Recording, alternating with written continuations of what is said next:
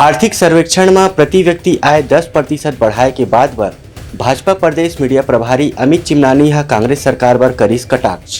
केवल 10% प्रति व्यक्ति आय बढ़ने पर इतराने वाली कांग्रेस की सरकार से हमारा प्रश्न है।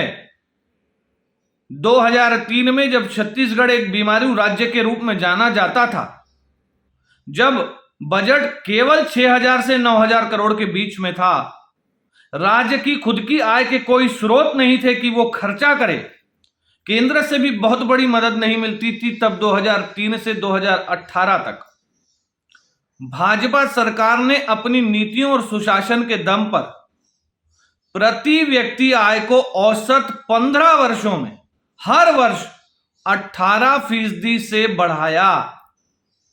अब तो राज्य का बजट 1 लाख करोड़ से ज्यादा है, राज्य की खुद की आय 50,000 करोड़ से ज्यादा है, केंद्र 50,000 करोड़ रुपया देता है।